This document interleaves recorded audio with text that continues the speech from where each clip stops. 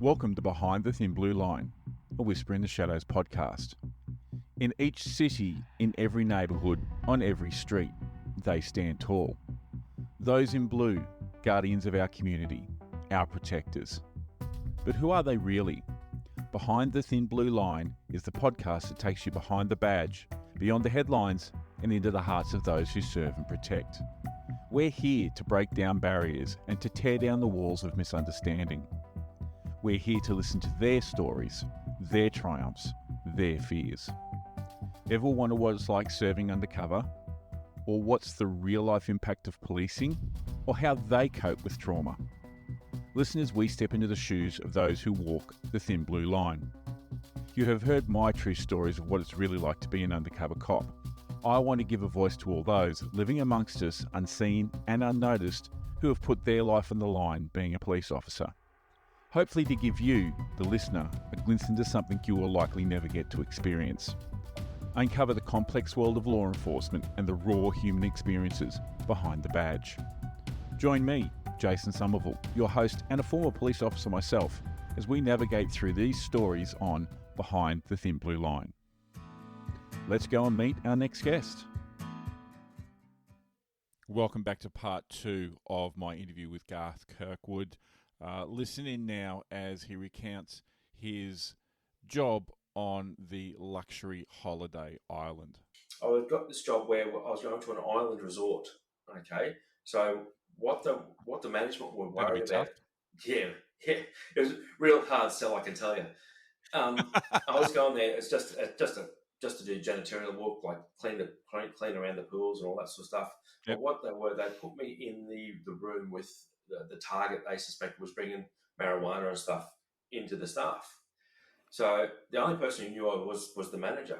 And anyway, I got to the island and I was sitting in his office and that sort of stuff. And he said, this is what we've got you with this guy and all those sorts of things. Excuse me. And I said, okay, great, no worries, what do you want me to do? Anyway, so he then took me for a tour.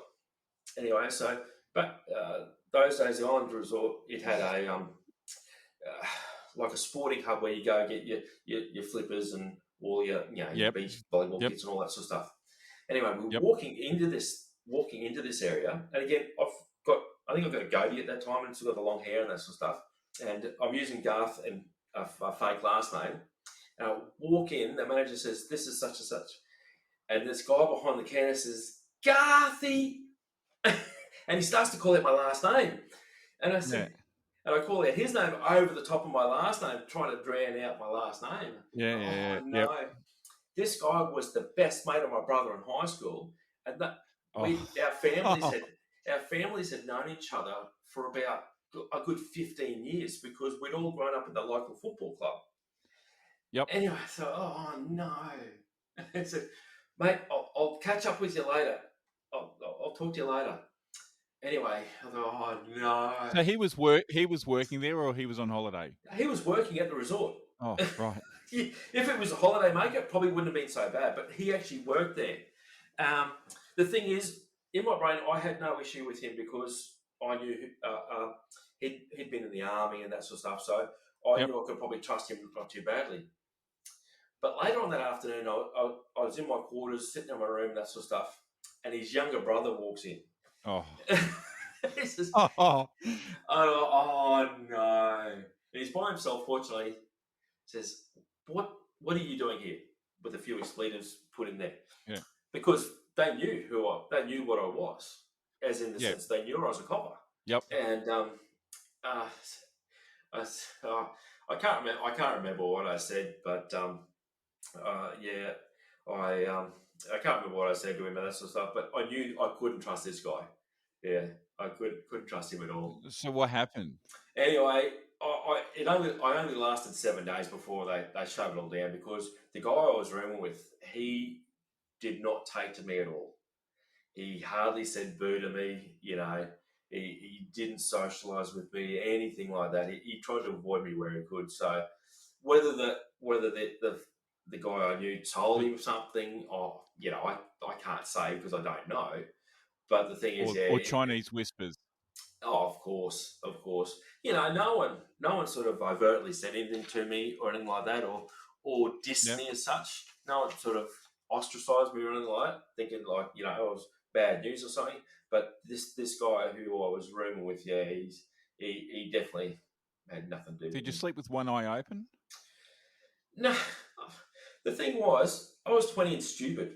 This is the thing about that job back in Fair that enough. time.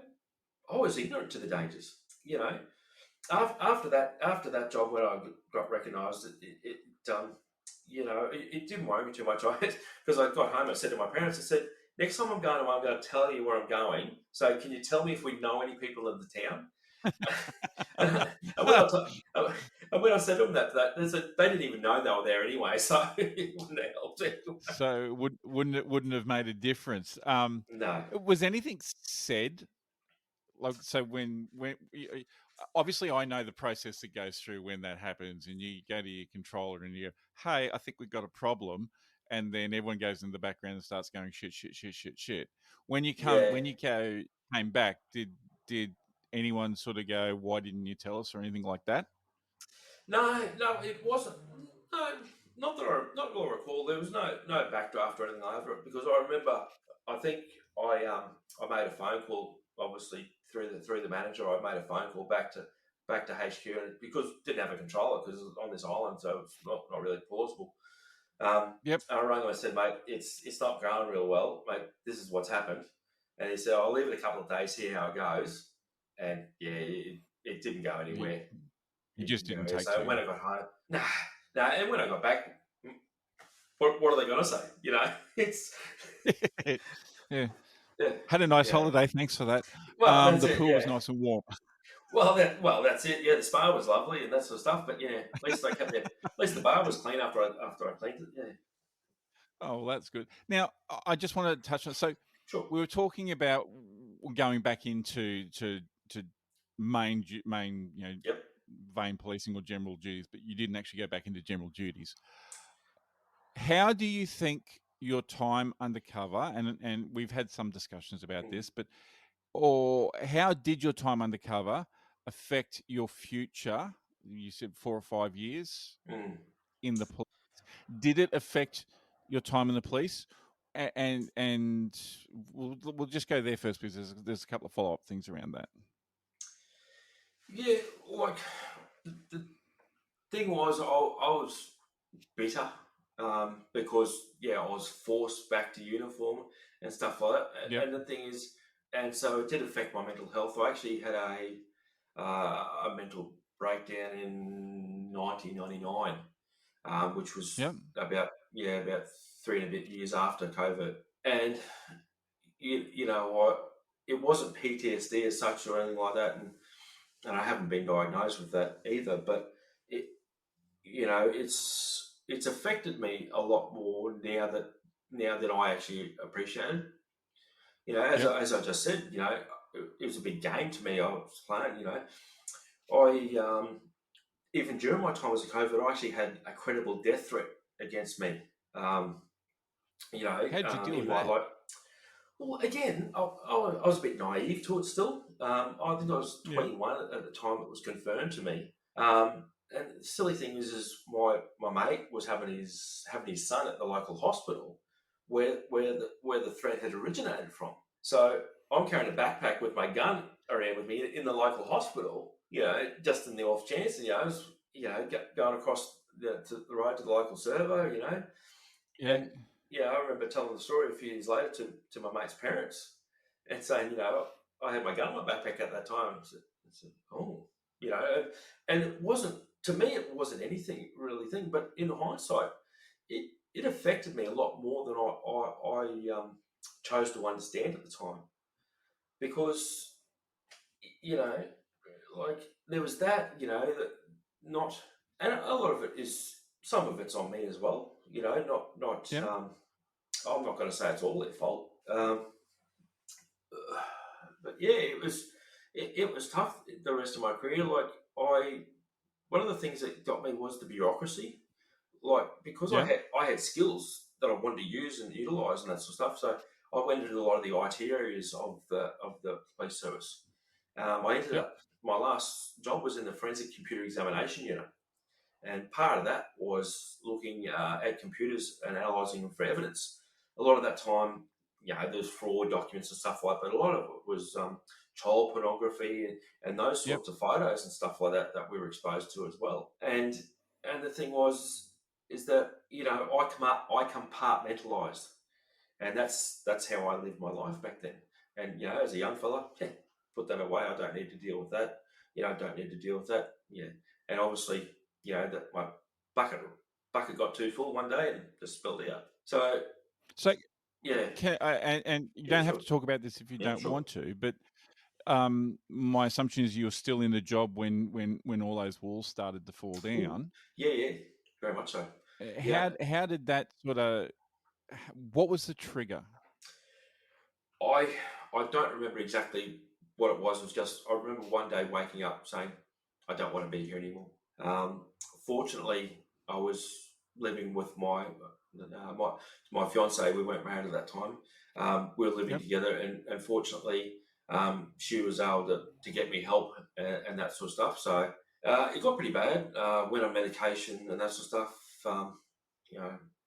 Sharing a bit much here, but I even had shock therapy and that sort of stuff in that year. So if anyone offers that to you, please do not take it. Again, this is the late 90s. But the thing is that's how bad my mental health was. And it got to the state. Do you think any? Sorry, go on. I was just going to say, the thing is, I didn't last in the job much longer after that. I did go to that forensic computer examination because that's what I was good at. But then I left the job in 2001, not long after that. So you were you're talking to all these people. Do you think the people you were talking to understood what you had done and how that had impacted you, or was it more about, oh, you've got a problem, so we've got to fix the problem? Yeah, I think it was more the latter, because like even the people at work, I can't remember who I spoke to there too much, but no, I don't think it went back to that. And even I do remember talking to my first. I always get these terms with just psychiatrist about it. And the thing was, and even we didn't talk about work or PTSD or anything like that at that time. It didn't seem. It was just more about dealing with the symptoms of my anxiety and depression. Yeah. Okay. Yeah. Do you think now that it's been a number of years and you look back on it, can you pinpoint, maybe not pinpoint, but can you see the things that you may have experienced that may have contributed towards that? Oh, very much so. As we all know, hindsight's a wonderful thing, and living in objectivity and looking at those things, it's you look at it with a very different lens, especially with an older head, and think, the stupid situations and the stupid choices I made. And I think, I could have dealt with things a lot better.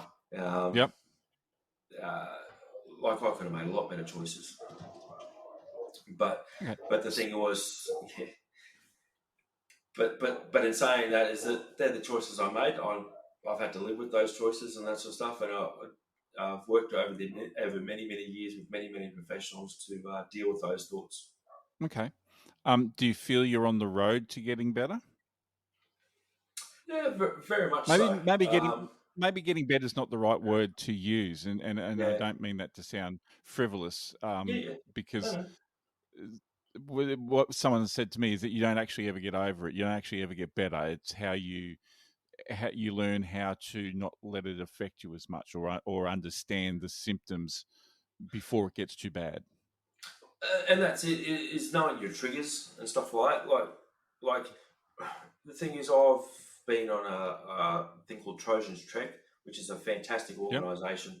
They help veterans and first responders deal with things like I've been through, and PTSD and all those sorts of things. And I've been fortunate enough, I was actually to attend a second one and got to interact with some of the people there as well. And even doing that, I learned a lot more about myself and about what's happened with me. And the thing was, I don't know if you've heard of the term, but hear about the black dog is following you around and stuff like that. And the thing is, I do have that dog that black dog, locked in the cage most of the day, but he gets out every Yep. now and again.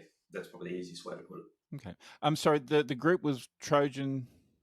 Trojans Trek, as in Trojan, Trek, Yep. Trek. Yeah, it's Okay. they run groups here in Queensland, South Australia, and I believe they're looking at other ones across the country. So What I might do is I'll I'll find the get link to to the link. their. Yeah, I'll get you the Yep. link. Yeah, And we'll put that in the details yeah, below this episode, so people, if they want to, they can reach out to it. Look, I want to come back to some of sure. that, but so you've gone through this I want to say pain, but I don't know if that's the right word, towards the end of your career. You leave the police. Yep.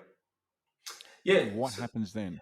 Yeah. Well, that's the thing is, when I joined straight out of high school, I thought, wow, this is my life. This is my career for the rest of my life. And you don't Yep. realise you've got like a 45-year working history to go. I think, wow, even though 55 is police retirement day, but I think, wow, I don't have 40 years of this. Well, this is awesome. But I get to that realization when I've got the paperwork in and retiring and stuff like that. Just think, wow, what now? I was fortunate I did have those IT skills Yep. and that sort of stuff, and that took me through many years. I went through quite a few different employers, and that's again partly because of my mental health. I did have one Yep. employer who was fantastic in supporting me and my mental health. They were fantastic. Hope they, if they ever see this, I hope they know who I'm talking about. But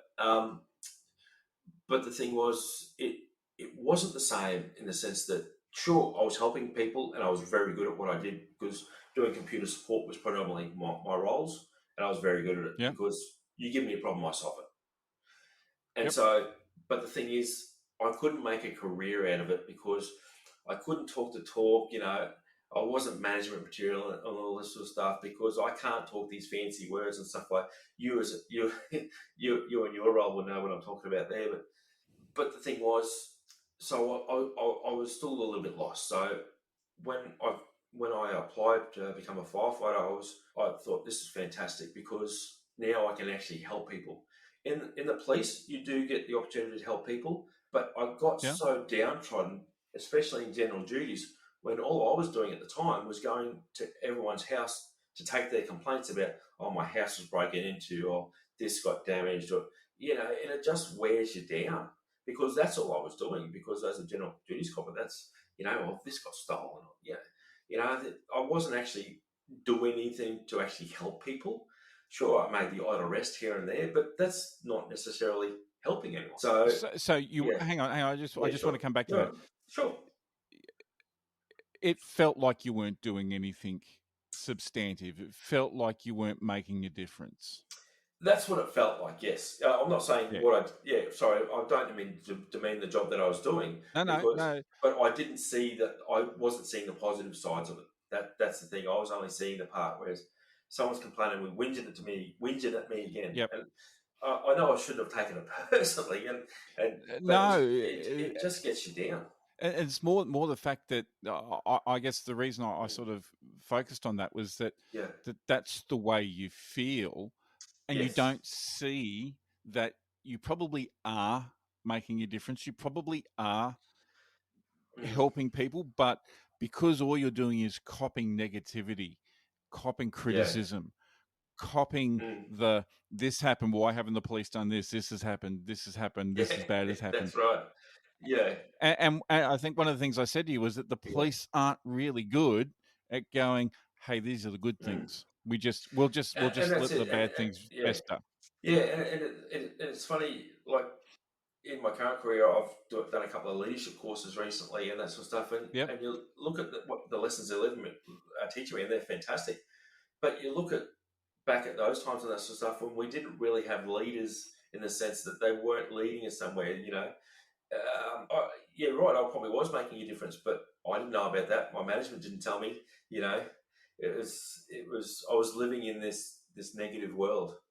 And the thing is, I didn't have resilience back then. I'm a lot better at that these days. resilience. So resilience is a funny thing in the sense that it it takes many forms. Yeah. Uh, I'm stuck for words right now, which is trying to work for me. That's okay. Yeah. How do you think you developed resilience? Because I would think it's always been there. It's just you've not known how to access it. Well, that's probably true. I suppose I as a younger fellow when I was doing the UC work and all that sort of stuff, I still played sport and had those connections and those sorts of things. But then I left football. I had a child. I got married, and the thing is, I fell out of those things that connected me to other people, and so I suppose I lost those resilient things that connected me. And the thing is, in a lot more recently, I've been able to reestablish those, and then look back and think, oh yeah, well that's what kept me grounded, or made me better, and that sort of stuff. Allowed me to keep going through life without worrying too much about this other stuff. You were able to share those problems is not the right word, but it's the word I'm going to use, with other people who understood them, whether it be at football or the policing family and that sort of thing. And I guess, how long did you do the IT stuff? I did that for about 12 or 13 years before I got into the fire service. And how long have you been in the fireys now? It's come up to 10 years. Okay. Do you think, and this is something that I've struggled with, and so I just want to throw it out there in regards to whether it's strikes a chord. The camaraderie you had in the police, we were talking about resilience, you didn't know how to access it, maybe, but you were in a group of people who, albeit were probably the same negative thing, you felt like you belonged, you felt like you were part of it because you were all in the same boat, regardless of whether there was leadership or management, and that's a completely long topic. Yes. Then you get out of that and you're working for a bunch of people where in the private enterprise, people work for themselves, maybe. They're out for themselves.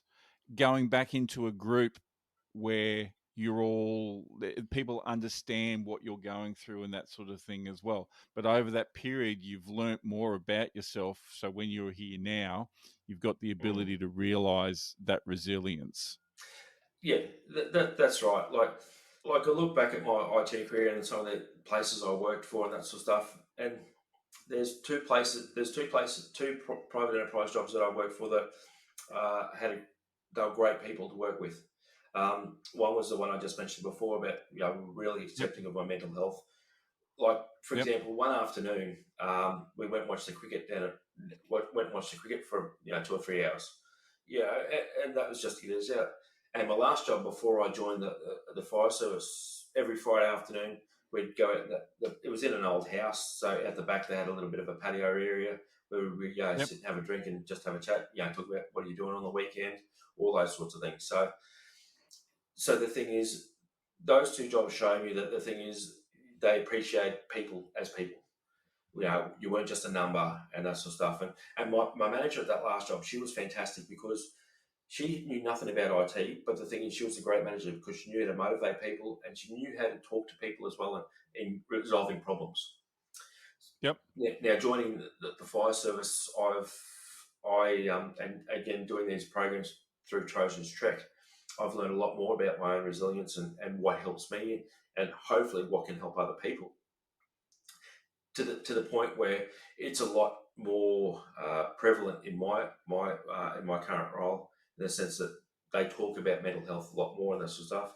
I'm actually what's considered a peer support officer at my work. So the thing is, I can be the first port of call for people if they're having issues or something like that. Like I'm not there to solve their problems. Don't get me wrong. I'm not there to take on their problems. The same. I learned now when I'm back talking about that policing stuff, I was taking it on instead of just saying that is terrible. This is not my feeling. But nowadays I understand. I understand that a lot better now.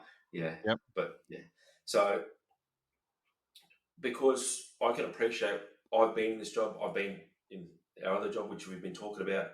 So the thing is, they're horrible places to be in, And the thing is, hopefully, I can help you hold your hand or be your guiding light, however you want to envisage it, to get you back to some form of normality to a certain extent. And I think going through the journey, that shows growth and shows an understanding of what you've been through, and go, okay, well, I know I'm not the only one that's going to go through this. Yeah, that's right. And like, one of the things that got me is that when we go to a critical incident, what we in our role consider as a critical incident, we get Yep. a peer support officer is allocated to us, and the thing is, a few years ago we got some firecom operators that were allocated to us for a couple of jobs that I had, and they're great peer supporters. They're just not peer supporters Yep. for me. So the thing is, Yep. that's why I actually joined the program, because I want to help my peers. That's, people who've done my job, who've been in my situation, and those sorts of things.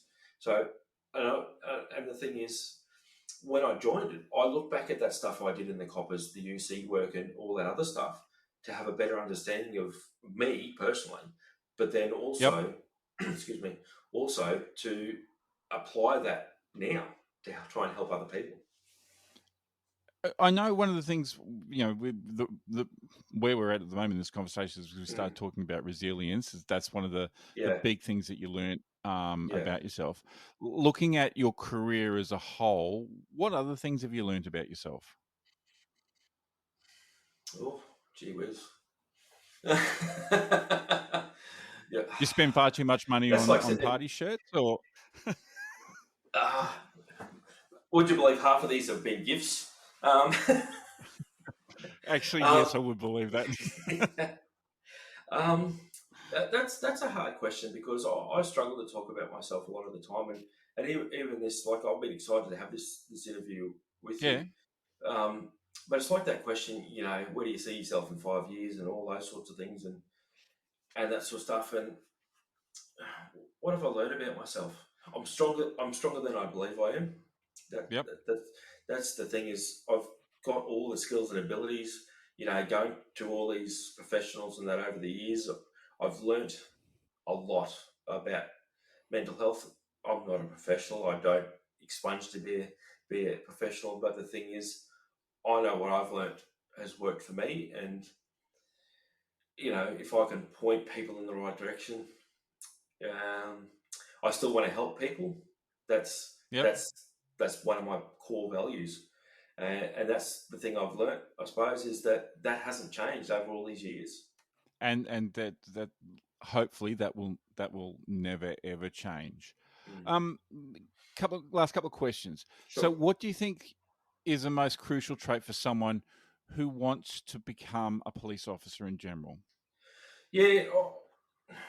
What when you asked when I saw this question, I was thinking about, I think, management's terrible and all that sort of stuff. But that's not going to help anyone in this role, because any job in the world, you can have terrible managers. Whether Yes. that's your private enterprise or government. So do your research, okay? And what I mean, like, this is for people even trying to get the fire service, because some people don't do your research. Talk to people in jobs already. Um, especially people that good sources, people who've just gone through the process, have just gone through, but also Yep. talk to older people. But be objective, okay, in the sense that they can tarnish it with their own brush. In the sense that if you talk to a copper that's been in the job for 20 odd years, they're going to have, you know, their sway. But if you talk to someone who's been in for a year, they're not as, I'm not quite Jaded. sure the word you use, but yeah, gated, yeah. So jaded. So the thing is, so do that. Understand what the role is about. Okay. Don't just look at them giving you a speeding ticket or something like that, or come around if you're ringing police link and saying, this is what's happened. Find out what the job actually entails, and what it's going to cost you. What it's going to cost you. That's probably Mm, a very, very good thing that people need to think about that they probably don't, especially when mm, it comes to policing. Do yeah. you think some people are more predisposed to imparting a greater cost on them than others? I think so. Like again, I can look. I can only talk about myself because I've been in that situation. Yep. I wanted to help people. It crushed me, because I Yep. didn't get to help people as much as I thought I Yep. was. Um, but then my cousin married a copper, and I met him a couple of times, and he was absolutely arrogant, and you know, and Yeah. so the thing is, I look at that and I think, well, like he's as far as I understand, he's still a copper, but the thing was is that you look at those personality traits and think, well, yes, I suppose you need to have some sort of, you've got to have toughness, irrespective of Yeah. how that works, because you've got to have a thick skin, because people are going to be throwing things at you, whether it's metaphorically or physically, and Yes. Or um, both at the same time. well, that's it, yeah. And the thing is, uh, you know, you've got to understand that you've got to have something outside the job as well. Like, as you know, back in our time, we had the police club. So the thing is, Yes. you become a copper. You drunk with the coppers. You went out with the coppers. Everything was just the life. Yes. Yeah. Now I don't believe that's. I'll be honest. I don't know Healthy. anymore if it's still like that or not. Yeah, it's not healthy. Yeah. No. And yeah, again, I don't know if it's like that either, but Mm, and I guess that's questioning around the IT stuff, because when I left the mm, police, it was like, okay, now what? I don't have people who understand mm, what I'm doing. I don't have people who know what I'm doing. I don't have people, and I guess going into the fireys, it's a mm. similar sort of thing, but probably not in the same way. You've still got that. I was going to say brotherhood, but we can't say that anymore. So family type You do. feeling Yeah. about it. Yeah, but Um, even talking about that though, like again, going back in the old days, like firers used to do yeah, the same things in the sense that firers used to be, because you spent so much time with them on shift, they would just hang out with other fireys. And the thing is, yeah. it's not. They still do that these days, but it's no near as much as what it was back in the day.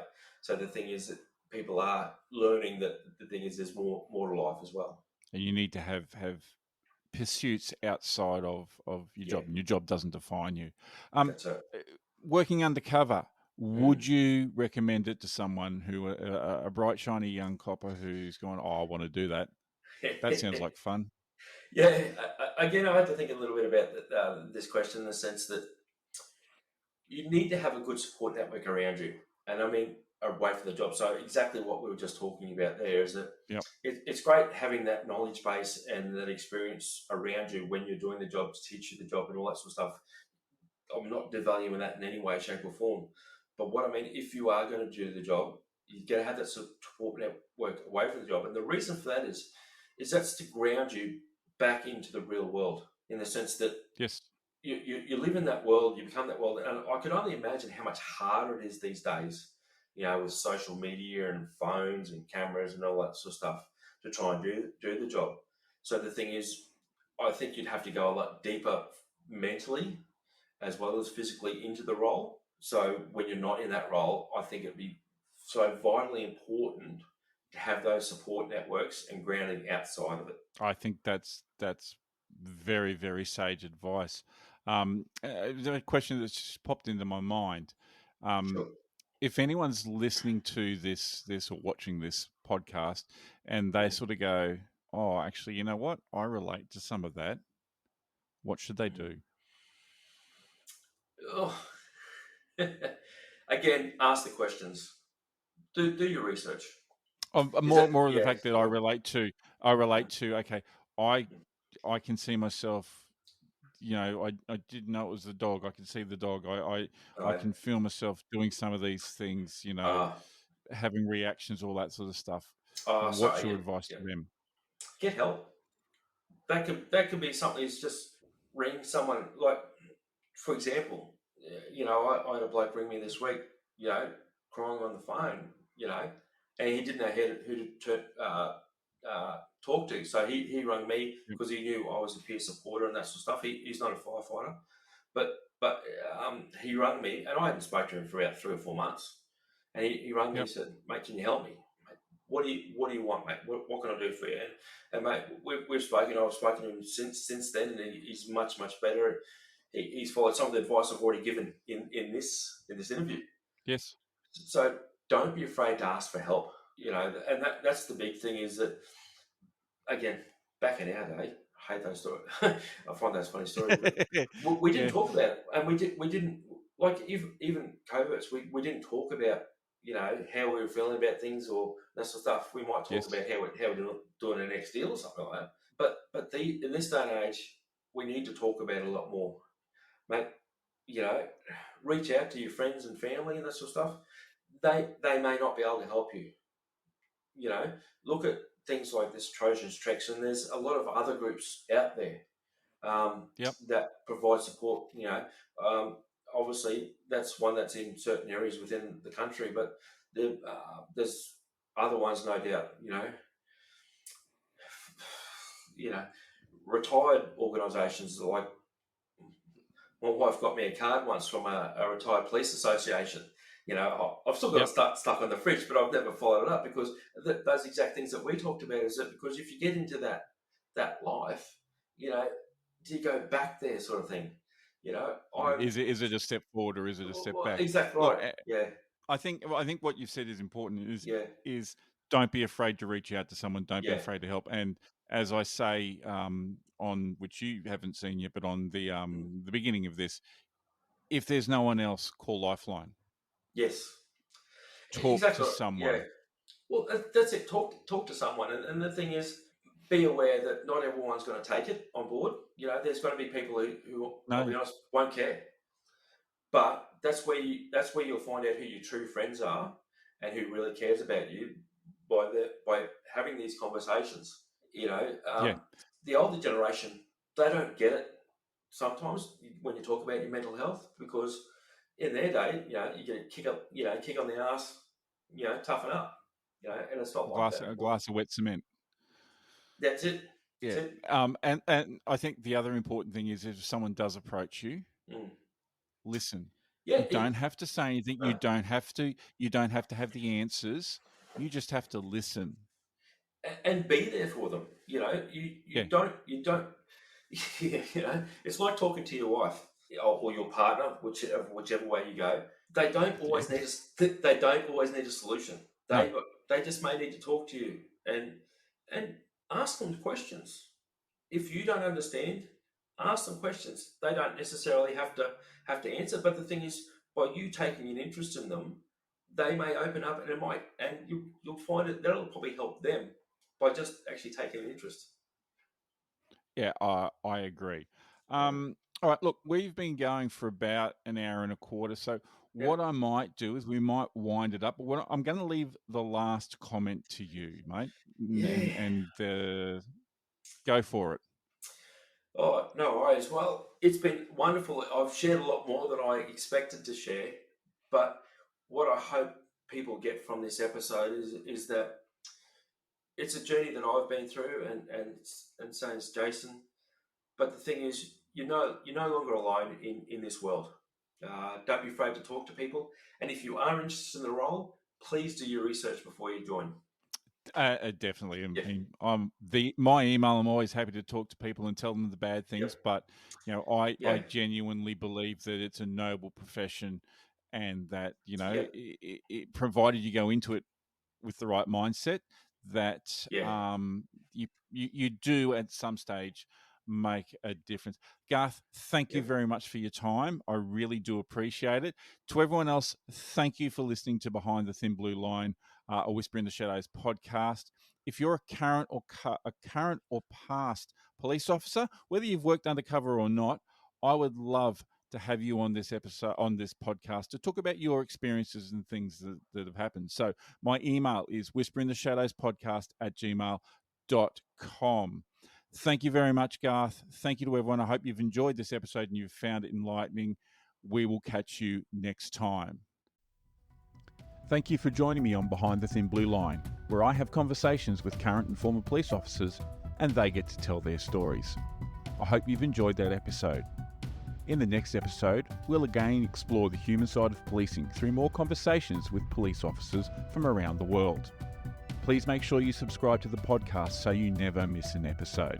Lastly, if you're a current or former police officer, I would love to chat to you about your experiences. Or if you're feeling dangerous, tell your stories on my podcast. Please get in contact by my email, which is whisperintheshadowspodcast@gmail.com. I look forward to you joining me next week.